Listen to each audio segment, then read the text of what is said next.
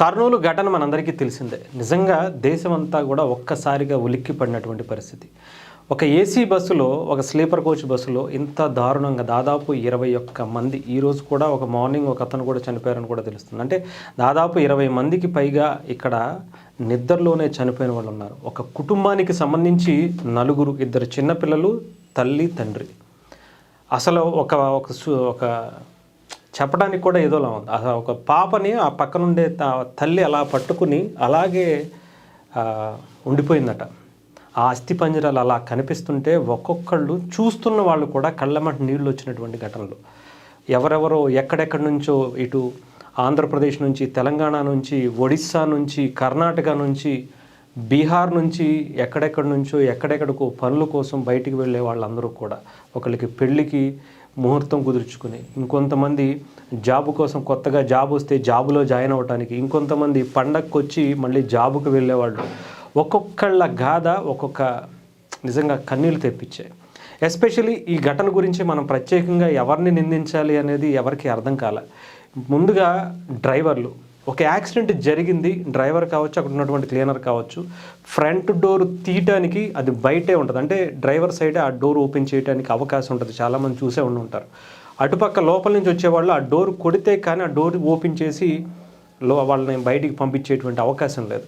డ్రైవర్లు యాక్సిడెంట్ అయిందనగానే దిగిపోయి పక్కకు వెళ్ళిపోయారు. కానీ ఆ డోర్ ఓపెన్ చేసి ఉంటే ఎంతమంది ప్రాణాలు నిలిచాయో. అంతేకాదు, ఒక సేఫ్టీ అలారం, ఇలాంటి యాక్సిడెంట్ కావచ్చు, ఒక ఫైర్ యాక్సిడెంట్ కావచ్చు, ఏదన్నా జరుగుతుందన్నప్పుడు ఒక అలారం అనేది ఉంటే వెంటనే అందరూ ఎంత నిద్రమత్తులో ఉన్నా కొంచెం మ్యాసివ్గా ఒక గట్టిగా అలారం మోగి ఉంటే వాళ్ళందరూ లెగిసి అలర్ట్ అయ్యి బయటకు వచ్చేవాళ్ళేమో. కానీ అది కూడా జరగకపోవటం, వెనకాల నుంచి ఎమర్జెన్సీ డోర్ అనేది సరిగ్గా వీళ్ళు ఓపెన్ చేయకపోవటం, ఇంకా వీళ్ళిద్దరివి ఇంత తప్పులైతే దానికి మూల్యం చెల్లించుకుంది 20 కుటుంబాలు, 20 మంది ప్రాణాలు. ఇంకొక వ్యక్తి దీంట్లో నేను చూశాను, ఈరోజు కనిపిస్తుంది.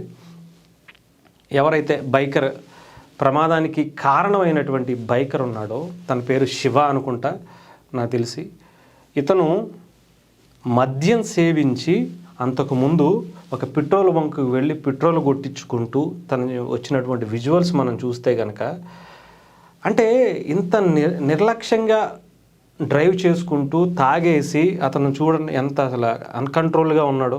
తను చేసేటువంటి పనులు, తన ప్రాణాలు కూడా పోయినాయి. తన కుటుంబానికి తను కూడా ఒక గొప్పగా ఏదో చేస్తాడనుకుంటే చూడండి, అది కింద ఇక్కడే పడిపోయేవాడు, ఇక్కడే స్లిప్ అయింది, ఆ ఎదరికెళ్ళి స్లిప్ అయింది. అయినా కానీ తను రోడ్డు మీదకి వెళ్ళిపోయాడు.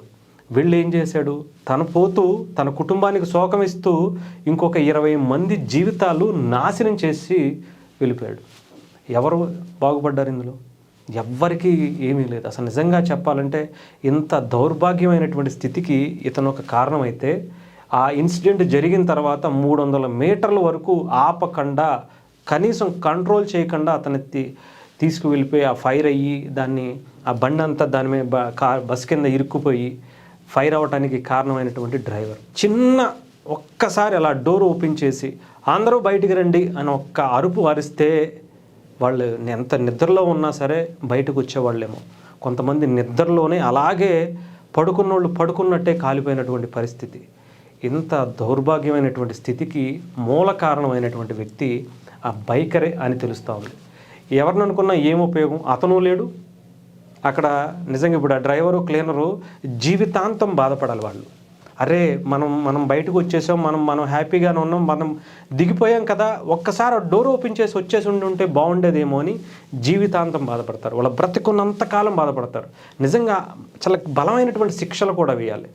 ఎవరు కూడా ఎక్కడెక్కడి నుంచో వేరే ఇతర రాష్ట్రాల నుంచి ఎక్కడో ట్యాక్స్ తక్కువ వస్తుందని చెప్పి నాగాల్యాండ్, ఛత్తీస్గఢ్ లేదా ఇంకొక చోటుకు వెళ్ళి బస్సులు తీసుకొచ్చి సరైన పర్మిట్లు లేకుండా, సరైన ఫిట్నెస్ లేకుండా ఇష్టానుసారం ఓవర్ స్పీడ్లో వెళ్ళిపోతూ డ్రైవ్ చేసుకుంటూ కనీసం సేఫ్టీ మెజర్స్, కనీసం ఒక అలారం కూడా పెట్టుకోలేనటువంటి పరిస్థితుల్లో, అంటే కనీసం ఆ ఫైర్ సిలిండర్ అంటే ఇది ఉంటుంది కదా ఆపడానికి, ఆ సిలిండర్ కూడా దాంట్లో మెయింటైన్ చేయకుండా ఉంటున్నారంటే ఎంత నిర్లక్ష్యంగా, కేవలం డబ్బు మీదే ధ్యాసే తప్ప ట్రావెల్స్ వాళ్ళందరికీ కూడా జనాల ప్రాణాల మీద మాత్రం ఎటువంటి ధ్యాస లేదనే చెప్పాలి. సో ఏదేమైనా కానీ 20 మంది జీవితాలను పొట్టన పెట్టుకున్నటువంటి 3 వ్యక్తులని చెప్పాలి. 2 డ్రైవర్లు, ఇంకొక ఇతను.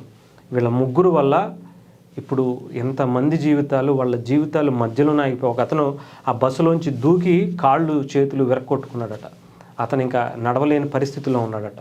వాళ్ళ జీవితాంతం అతను ఏం చేయాలో తెలియనటువంటి పరిస్థితి. ఇంకా చాలామంది అసలు కొంతమంది తల్లులు తండ్రులు ఎంత శోకానికి అనుభవించేటువంటి పరిస్థితులు ఉన్నాయో చెప్పడానికి కూడా లేదు. ఇంకొక అతని బాడీ అయితే ఐడెంటిఫై కూడా చేయడానికి పరిస్థితి, అంటే అతను ఎవరు ఏంటి అనేది కూడా తెలియలేదట. అసలు ఆ అన్నోన్ పర్సన్ బస్సులోకి అతని పేరు కూడా తెలియకుండా మరి బస్సులోకి ఎలా ఎక్కించుకున్నారు అనేది నాకు ఇప్పటికీ అర్థం కాల. ఆన్లైన్లో బుక్ చేసుకున్నా, ఆఫ్లైన్లో బుక్ చేసుకున్నా, అసలు ఇప్పుడు అన్నీ ఆన్లైన్లో జరుగుతున్నాయి. పేరు తెలియకుండా అసలు ఎలా ఎక్కించుకున్నారనేది అసలు అర్థం కావట్లేదు. ఏదేమైనా సరే మూల కారణమైనటువంటి ఇతను ఇప్పటికీ చనిపోయాడు. ఉన్నటువంటి ట్రావెల్స్ యాజమాన్యాన్ని కావచ్చు, ఆ డ్రైవర్ క్లీనర్ని కావచ్చు, చాలా బలమైనటువంటి శిక్షలు ఇస్తే రేపొద్దున ఇలాంటివి చేయటానికి, ఇలాంటివి చేయాలన్న ఆలోచన ఇంత నిర్లక్ష్యంగా ఉండటానికి అవకాశం లేకుండా ఉండేటువంటి పరిస్థితి అయితే వస్తుంది.